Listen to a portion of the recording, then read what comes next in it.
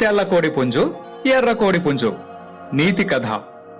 ఒక ఊరిలో 2 కోడి పుంజులు ఉన్నాయి. ఒకటేమో తెల్లది, మరొకటేమో ఎర్రది. తెల్ల కోడి పుంజు చాలా మంచిది. ఎర్ర కోడి పుంజేమో పెద్ద అల్లరిది. ఎప్పుడూ చీటికి మాటికి అనవసరంగా తెల్ల కోడి పుంజుతో గొడవ పడేది. ఒకరోజు తెల్ల కోడి పుంజుకి ఒక రొట్టె ముక్క దొరికింది. అది తింటా ఉంటే ఎర్ర కోడి పుంజు చూసింది.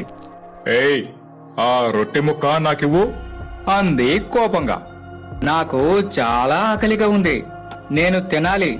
నీకు ఆకలిగా ఉంటే కొంచెం తీసుకో అంది తెల్ల కోడి పుంజు తన మంచి మనసుతో. ఏమే, మాటకు మాట చెబుతావా? నేనంటే భయం లేదు నీకు అంటూ ఎర్ర కోడి పుంజు ఎగిరి తెల్లదాని మీదకు దూకింది. దాని దెబ్బలకు తట్టుకోలేక తెల్ల కోడి పుంజు దూరంగా వెళ్లి కింద పడిపోయింది. ఎర్ర కోడి పుంజు రొమ్ము విడుచుకొని కొక్కరొక్కో అని గట్టిగా కోత పెడతా ఆనందంతో రొట్టె తినసాగింది. ఆ కోడి అరుపులు అటువైపు పోతున్న నక్క వింది. ఆహా, ఆ కోడేదో నన్ను రమ్మని గట్టిగా అరిచి మరీ పిలుస్తోంది. భలే రుచికరమైన ఆహారం అంటూ వేగంగా వెనక నుంచి వచ్చి లటుక్కున దానిని పట్టుకుంది. ఎర్ర కోడి పుంజు బాధతో భయంతో గట్టిగా అరవసాగింది. తెల్ల కోడి పుంజు ఆ అరుపులు వింది. అరెరే పాపం, ఎర్ర కోడి పుంజు నక్కకు చిక్కింది, దానిని ఎలాగైనా కాపాడాలి అని అనుకుంది.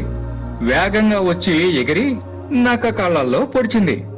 అంతే, నక్క ఆ దెబ్బకు గిలగల్లాడుతూ ఎర్ర కోడి పుంజును వదిలి పారిపోయింది. తాను అంత బాధ పెట్టినా మనసులో ఏమీ పెట్టుకోకుండా తనని కాపాడినందుకు ఎర్ర కోడి పుంజుకి ఏడుపొచ్చింది. తనను క్షమించమని తెల్ల కోడి పుంజు కాళ్ల మీద పడింది. ఈ కథలో నీతి ఏమిటంటే ఎల్లప్పుడూ అందరితోనూ కలిసిమెలిసి ఉండాలి.